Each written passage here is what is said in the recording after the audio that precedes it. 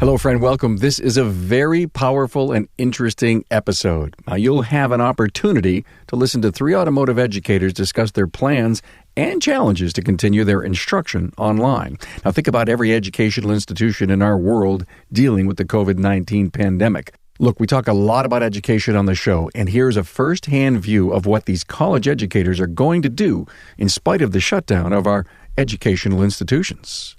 That just gives us the ability to take that content that the students are making, like Kevin's proposing. I'll be honest with you, I never really took it that next step where I said, hey, let's put you guys to work and you guys share the stuff that you're doing at work with us. So that might be next. That's a great idea that Kevin has there.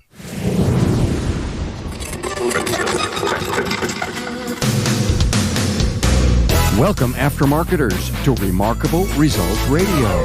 Listen to learn just one thing from today's episode on your journey to remarkable results.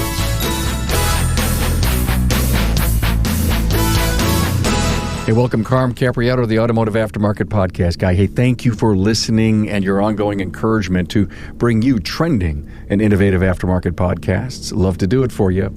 Hey, here's an important message from NAPA. Now, due to the evolving situation related to the coronavirus, COVID-19, including health and safety risks and travel bans for many attendees, NAPA has taken precautionary steps and will be postponing the NAPA Expo. We do expect to reschedule the event for a later date, and we'll provide new dates as soon as possible. Rest assured, Team NAPA is as energized and invested as ever in NAPA Expo, and we look forward to hosting you at a later date. Hey, here's an important note. We've done many podcasts and Carmcasts on the COVID-19 pandemic. I collected them and put all the links on the home page, front and center on my website, remarkableresults.biz. Please check it out. There's a lot there to help you make decisions on your short and medium range plans. Hey, I decided to pull this episode together very quickly to share these educators' challenges. You'll hear that my panel learned something from each other to consider in their need to instruct online. I'm with Kevin Holzworth, the Assistant Professor of Automotive Technology at Montana State University. Vinnie LaVerdi's here, Instructor, Automotive Technology, State University of New York in Orchard Park, New York. And Scott Schotten, an instructor at Kishwaukee College, Malta, Illinois. He's also the owner of the Drivability Guys and also a mobile diagnostician. This episode shines light on our automotive educators and the ideas and optimism that they are creating to get students either through their semester or up for their senior graduation. Now, you'll hear the brainstorming from these three educators and what they learn from each other. They are in uncharted territory and are doing with the tools that they have. So much respect goes to all educators, and I recommend you share this with your friends who are instructors and educators, and especially automotive tech students. Hey, my guests' bios, the show notes, and links to their previous episodes is at remarkableresults.biz/E523. Hey, look, you've heard me say this before. Get involved with your local high school and college. They need your help and want your help as an advisor or supporter of their automotive programs. Listen in on an eye-opening discussion on the educator's dilemma during the COVID-19 pandemic. Hey, a warm welcome to Kevin Holzworth, automotive instructor at Montana State University/Northern. Hello, Kev. Hey, good morning. He's also a graduate of the college, and he's a mobile air conditioning specialist. Good to have you here, man. And by the way, Kevin brought me this entire idea of getting this whole online move to online because of the COVID-19 issue going on, and I think it's such a great topic to talk about. I want to try to release this as soon as I possibly can because I want to be able to bring to the industry the challenges that are going on, and if anyone in our industry can help out our community colleges. Vincent LaVerdi is with us, instructor of automotive technology at the State University of New York. Morning, Tom. Morning, everybody. Hey, Vin, in Orchard Park, New York. I'm on the advisory panel of Vin's college. Honored to be part of that. And if I've ever met a passionate instructor who's on the cutting edge of technology, it must be Vinnie LaVerdi. Thanks for being here, man. That. Scott Schotten's here, the owner of the Drivability Guys. You've heard Scott on the podcast before. He's a mobile diag guy. He does it for the local guys in his town, DeKalb, Illinois. He's been an automotive instructor at Kishwaukee College since 2009. Prior to that, as an adjunct at DuPage for 7 years. And he also is an industry trainer. Good to have you here again, Scott. Thanks, Carm. Hi, guys. Kevin says, listen, we have a shutdown, but we have course materials to provide. We have seniors to graduate. And when he told me that, I said, whoops, wow. I mean, what a challenge that, we're all facing as, as shop owners in our industry and, being a part of the essential needs of the American economy. But the challenges that must exist, a month and a half, and you should be graduating seniors, guys. So were you all part of this online course, or was it a really big adjustment that you all had to come up with? I guess I'll start. The push was initially to just have smaller classes, and then they decided, we're going to do a full online only format. So really, I've had to change up my whole game plan. Obviously quizzes are common to use on, the Brightspace MLS platform that we use, but, discussion tools, some videos I've taken in the field, your podcast, I've got a whole list of ones that I've enjoyed over the years. So it's just I think using the creative and critical thinking component that maybe we haven't tapped into is what I'm going to approach, because there is minimal that the kids can do at home. Like one of the things I'm going to do, just for instance, is have the students do a full AC component ID on their vehicle. I've got kids that are in ag, diesel, and auto, so having them go on a combine and, hey, here's the compressor, here's the discharge line, here's the service ports. At least that gives them a little bit of engagement on the hands-on side, but they can't use gauges and machines. That's where I'm at right now, is the air conditioning side. So it's been a tough adjustment. It's been a really crazy week, to say the least. Any career tech field, automotive, we're talking about now, but same thing. You can't get that hands-on component. So my topics mainly in class are engine performance, scan tools, oscilloscopes. It's going to be hard for me to figure out, okay, go out to your car, plug in a scan tool and look at some data if these kids don't even have a generic scan tool, right? So I'm worried about the lab component is going to be the hardest part to address.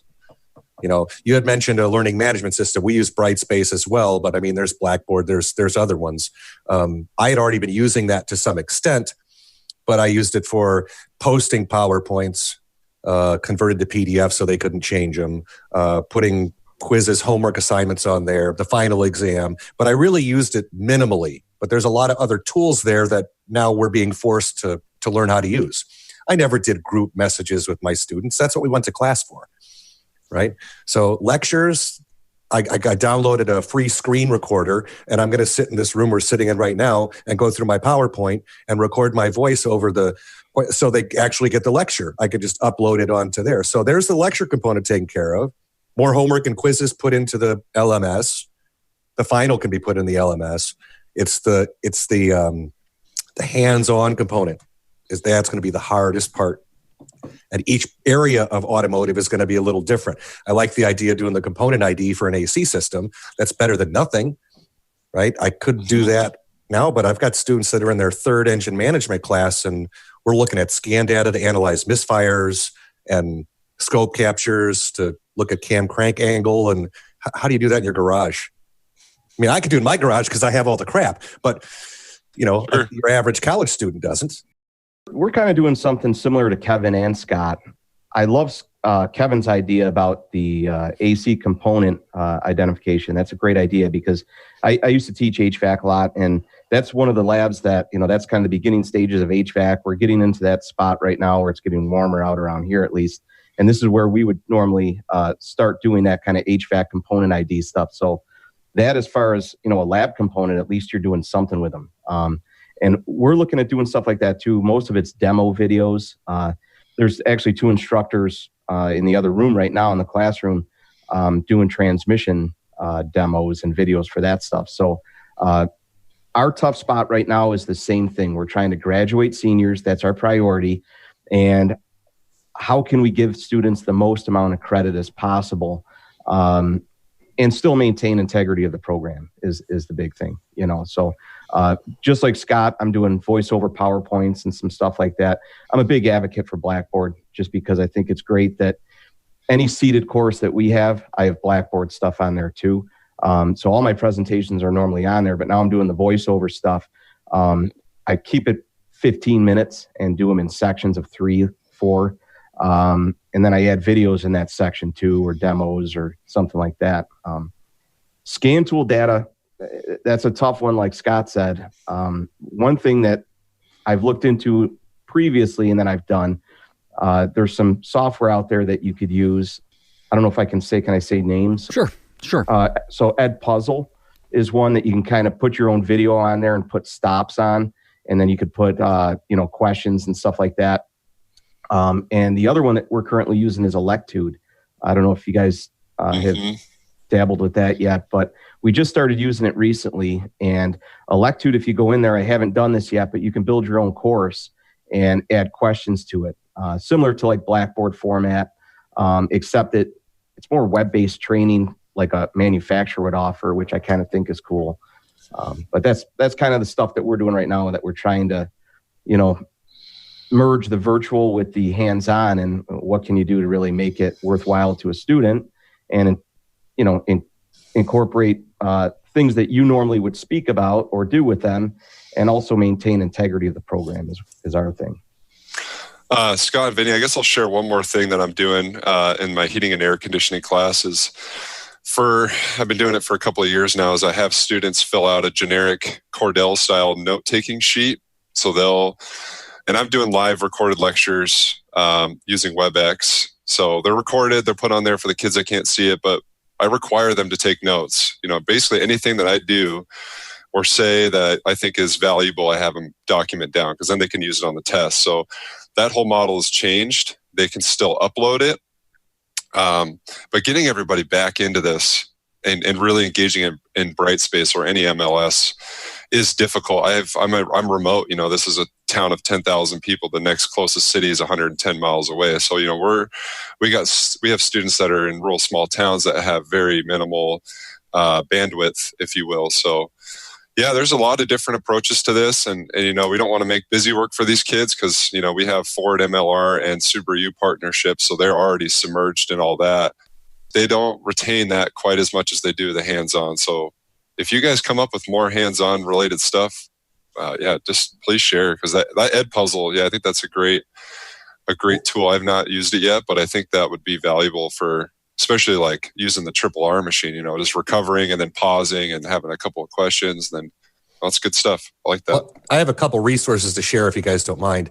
And this is why I actually called Carm earlier in the week, and he invited me to come on this presentation. I've been getting emails, as you guys probably have, from publishers that are stepping up to the plate, and we greatly appreciate it at this time with what's going on.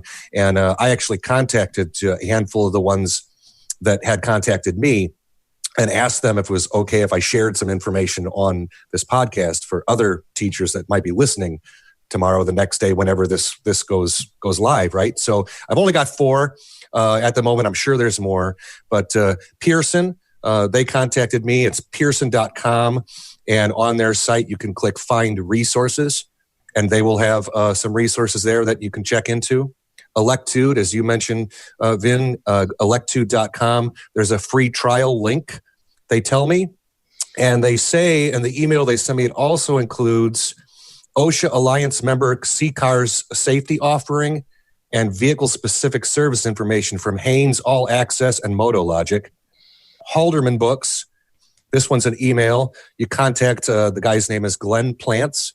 It's Glenn at jameshalderman.com. And he can set you up with free access to all their service information, their training information. And the last one's a buddy of ours who's been on the show, Paul Danner, Scanner Danner. I called him and talked to him for a while because I got some information from him, and he said, yeah, share it. So if you're interested in his premium membership for free at 60 days, 90 days, I forget what he said, but you can email support@scannerdanner.com.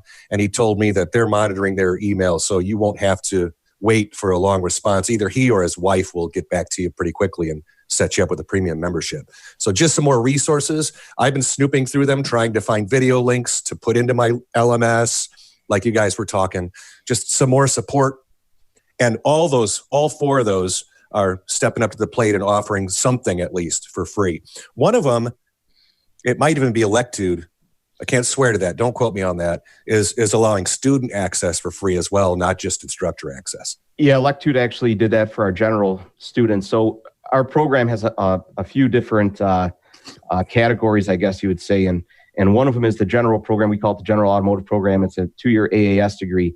And so they weren't currently using Electude yet. I started to use it in my program this past semester.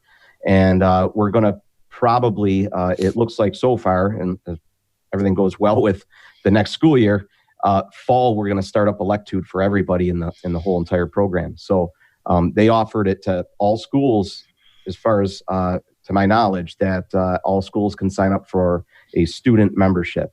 And I'll tell you, at first it takes a little bit to get used to how the operating system works. But once you understand it, it literally is dragging modules into courses that you can build yourself. And you can also use their just normal courses that are already built, ASE content areas, which is pretty nice. It's been working really good. Hey, it's Carm here, talking to you about what the Napa Auto Care Center program can do for your business. Now, you probably already know the Napa brand is the most recognized and trusted name in the automotive aftermarket industry. In fact, studies show that 95% of consumers recognize Napa and associate it with quality parts, service, and technical expertise. So why not complete a Pro Image upgrade and take advantage of that? Pro Image is a co-branding program for the exterior and interior of your shop.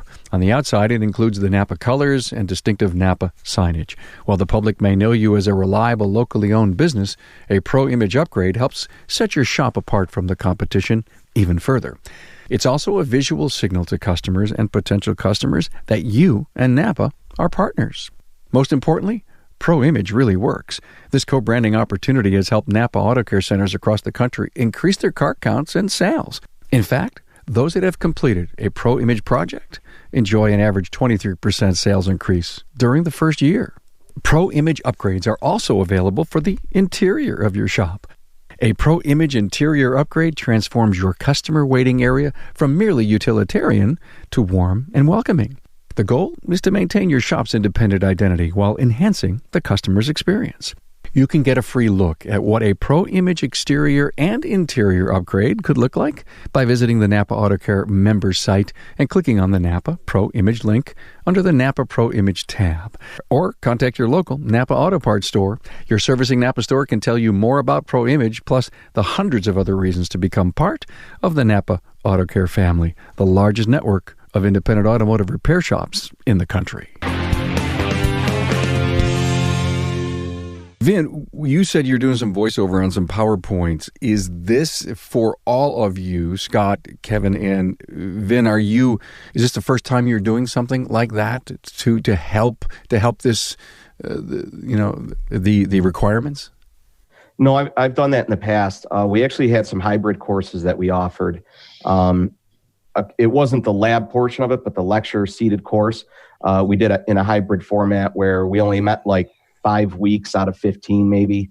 And so a lot of that stuff would already be on Blackboard or whatever you want to use for them. But traditionally, I've been doing it all along. I haven't been doing the audio myself yet until now. I'll convert my PowerPoints to PDF and put them up there. But there's points I make during the lecture that they kind of need to show up for the lecture to get. Yeah. And then there'll be test questions and stuff on that. So that was one of the first things I realized was going to be an issue when this whole shutdown happened, that they're going to see the PowerPoint. They've always been able to, but the bullet points on the slide don't have any discussion behind them. So I'm like, I got to do something here. So I could either try to do a live lecture where everyone logs into, a Zoom meeting like this or something. But then I got to get all the students logged in. And as I think it was one of you guys had mentioned about having poor internet access, I'm kind of in the country too, so I've got some people that don't have the best internet access. How's that going to work? So if I do the lecture and record it and post it up there, then they can watch it when they need to, or they can watch it 4 times if they want to.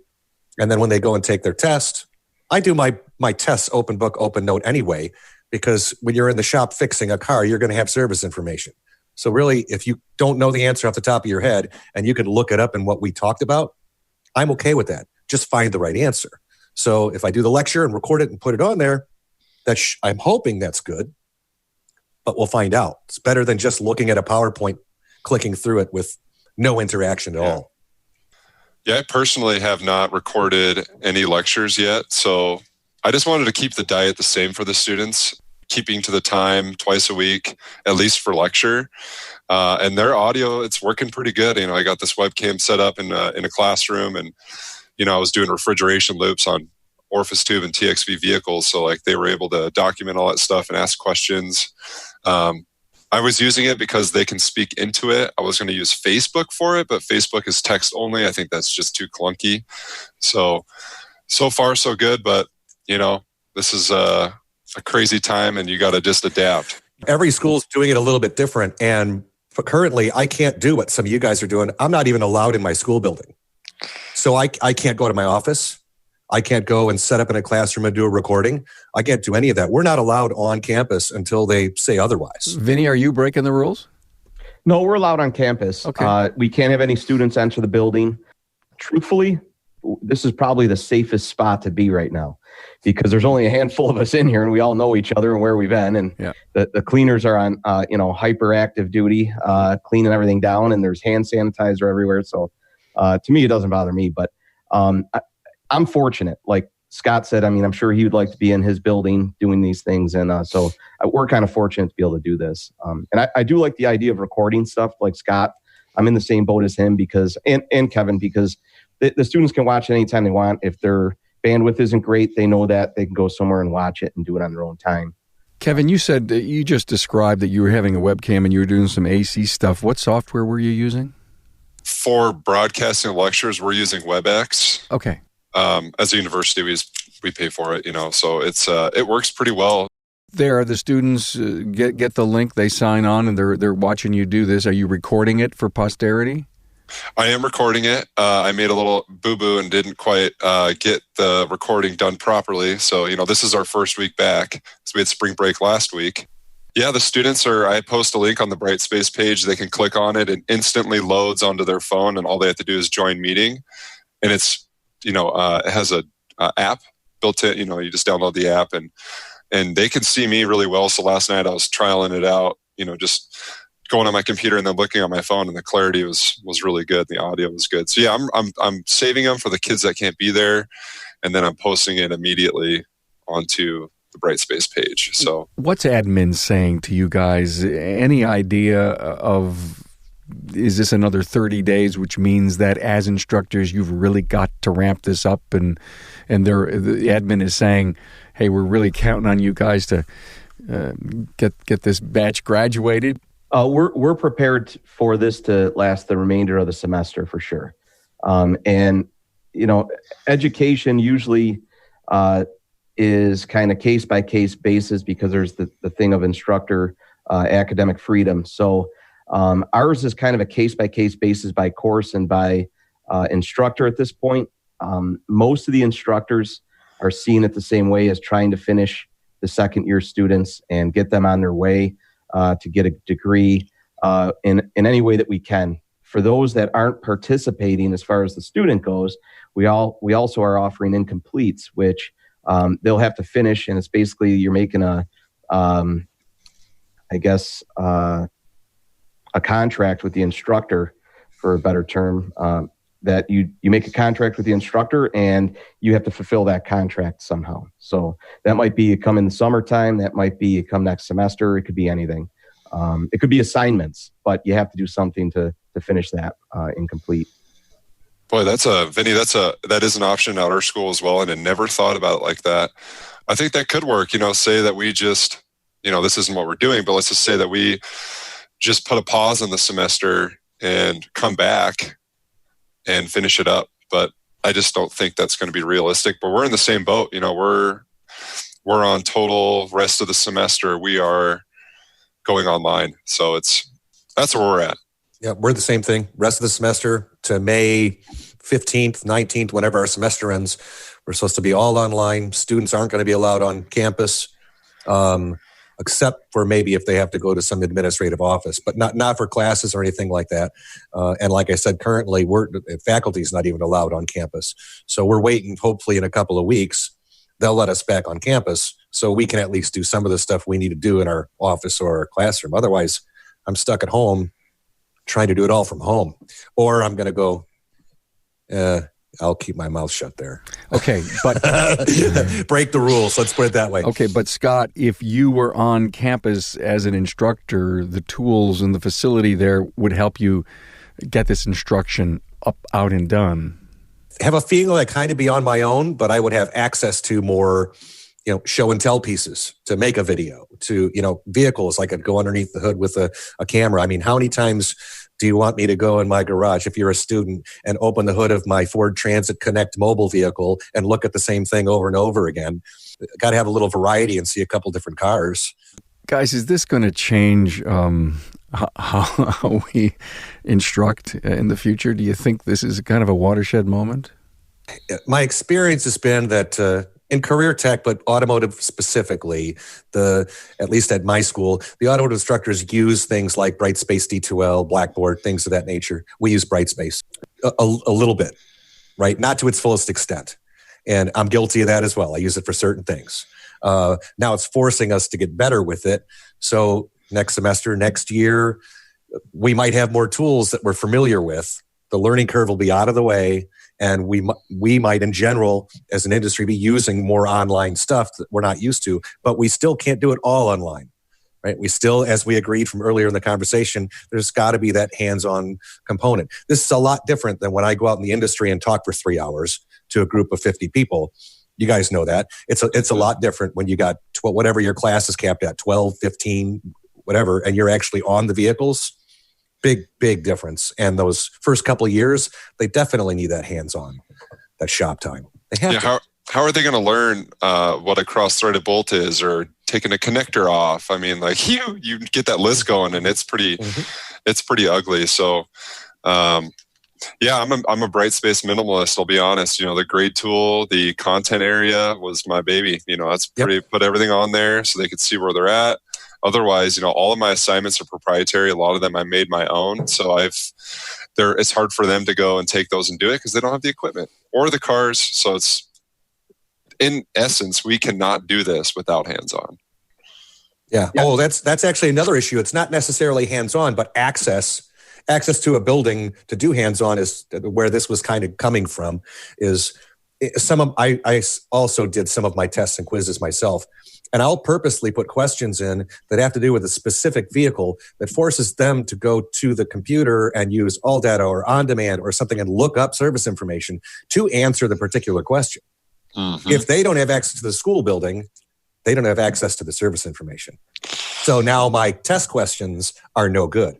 So I have to go through and rewrite test questions because they're not going to have access to, look up a particular technical service bulletin or a repair procedure, or find a resistance specification for a fuel injector, or whatever it may be.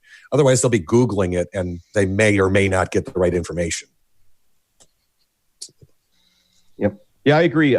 It definitely will never go all hands-on. All virtual or all web-based. You always have to have the hands-on component. And like Scott mentioned, there's a huge disparity between industry people already and going out and speaking to industry. And then, you already have people that are already have experience, and then to have a brand new student come in and try to explain the same things to them is a lot different. Once you instruct, especially like a first year group, you really realize like stuff can be broken and come out in a really, really strange way once you deal with new students. And you have to be prepared for that stuff, and they have to experience that. So if they're not experiencing that, like cross-threaded bolt or connector repair, connector removal, like Kevin said, that'll never be web-based. And I'm a big web-based person for some things. I love the Electude, and I love the manufacturer's web-based training that we do. We also do Super Review. And my students currently are all employed in the industry at a dealership. So they all are either working for Nissan, Toyota, GM, Ford, whoever. And so they're getting their manufacturer's web-based stuff too. So that's helping me out a little bit right now. I just want to share one more thing. I'm a millennial, obviously. I'm the youngest guy in the group here. And I have all of my freshman students on a Snapchat group. Yep. So what we use that for is we'll post videos of things we're doing in class or things outside of class. And so I had a discussion this morning with them and said, some of you guys that are going to work, take pictures of replacing shocks, putting in new shocks. Like that will count. You did that.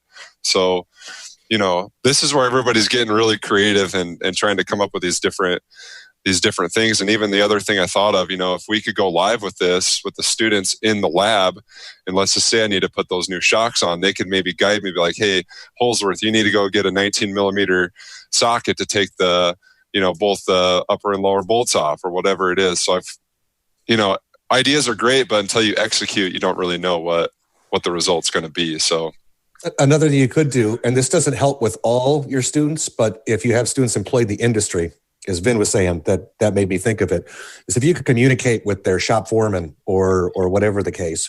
Let's say they had a lab to do in steering and suspension class, and they needed to replace a ball joint for a NATEF or ASE task. Okay, you could easily, if the shop foreman was receptive to this, say, hey, this student did replace this ball joint on this particular vehicle, sign off on it, and then the instructor can go, okay, cool, you get credit for this actual lab. So they're doing it on a customer's car. They have supervision, hopefully from other techs and stuff in the shop to make sure they do it correctly, but they can get credit for it without you having to worry about it. So just a thought. You said all your students were employed. Does that really mean all of them? Yeah, all of them in my class. So like General Auto, it's not. The 12 that I have are all dealership co-op employees. So they're with me for 10 weeks and then they're gone for 10 weeks. So it works well in that because I'm a big fan of doing all real live work. So as far as like the program's concerned that I do, we typically schedule appointments and we run it kind of like a shop. I try to keep it content-based for whatever curriculum we're in at the time, whatever course. And we have our own Google page. So we literally take a Google Gmail, we communicate with the Google Gmail, the students communicate with customers, and then we build albums basically on every car that we work on. So number one, that album is communicated to the customer easily, whoever's car it is that we're working on. And number two, it's content for me. So I have students that are in charge of that stuff. Sometimes I do it like this last time I did it by teams. We had 4 teams of 3 and each person had their own little area. I had a quality control person that was, always interested or concentrating on quality control, making sure everything went out correct. And then there was another person that was like the media type person that would record, take pictures, add info to the pictures. And then then there was one person that communicated to whoever's car we're working on. So, that just gives us the ability to take that content that the students are making, like Kevin's proposing. And I'll be honest with you, I never really took it that next step where I said, hey, let's put you guys to work and you guys share the stuff that you're doing at work with us. So that might be next. That's a great idea that Kevin has there. Wow. I have to tell you something. I am so proud to have facilitated this exchange of ideas among educators in our industry. And I've got to get this published as soon as I can because there's thousands and thousands of instructors and students out there that probably need this idea exchange themselves. A final thought here, texting, emailing students, the total engagement side, what's going on? School email is always a kind of a sore spot for students that I found. They don't really communicate through school email very well. So my students, like I said, I only have 12, so we're on a group text. We communicate that way, and then when I need to send them stuff through the email, I'll literally, usually tell them, hey, just so you know, be watching for your email because I'm going to be sending a lot of stuff, and I throw stuff up on Blackboard. So they get notifications on Blackboard whenever something goes up, they get a notification for that course, which is helpful. And they do have a Blackboard app that they get stuff from. It's not the greatest, doesn't work always the best, but we have multiple ways to communicate. Vinny, are you finding 100% acceptance, or can you tell me where you're at? As far as the online stuff? Yeah. Yeah. So far, so good. Good. The benefit that I've used the Blackboard course all along, so not much has changed there. They're not learning something new. They don't have to manipulate a new program or software. And just recently this semester, I've already got them acclimated to Electude. They've already done manufacturer's training, so they're all up on that. So between the things that are incorporated into the online version, which is the manufacturer's training, the Electude, and the Blackboard with live recordings of PowerPoints, they're already on it. So not much has changed for us. It hasn't been dramatic, at least. I was hoping to learn from this, and I am learning from this because we're on spring break right now. Ooh. So I don't start teaching online or virtual until Monday. Well, Tuesday, actually. So I have to contact my students probably tomorrow or Monday and let them know what's going on. So I haven't gone that extra step yet of, do I call them from my number and give them my cell phone number? Do I email them from my school email? Do I get I think it's called a Google number. You can get a phone number that way. Then they don't have my number. I don't mind giving my phone number to some of my students, but some of them I'm not sure I should, because I'm pretty sure they won't leave me alone. So yeah, some teachers are a little nervous about that. I haven't decided what I'm going to do yet. So, but there's going to have to be an open communication channel sooner than later in my case. I haven't experienced it yet, but it's coming pretty quick. Yeah, this whole Generation Z, they don't adopt, or they really don't take in the email part. But I told them in this Snapchat thing, whatever, you can communicate through here. I give them my phone number in the syllabus. Everybody's been really respectful of it, and they've been communicating like, hey, I don't really know how to do this, and so I can coach them through it. And another thing that we're dealing with right now is fall registration. So getting students all their authentic numbers for registering and all the CRNs. So that's the new hurdle this week. Well, guys, I tell you, this was amazing. Thank you so much for being here. We actually have a series carved out on my website called Automotive Students Must Listen. Of course, this will go into that bucket. I think there's about 70 or 80 episodes that have the kind of flavor or focus that educators and students would like to listen to learn and understand all about the automotive aftermarket and independent shops and technicians. You had mentioned Scott Scanner Danner has been on the show before, episode 351, 464, and 492. And also, you mentioned Halderman. James Halderman has been on the show in the Town Hall Academy 087. So nice when people drop names that I could drop them back at you. Thank you all so much for being here on this unbelievable update. And, if this thing goes on for a while longer and you guys learn more things, maybe we should do part 2. Thanks to Kevin Holzworth, automotive instructor at Montana State University.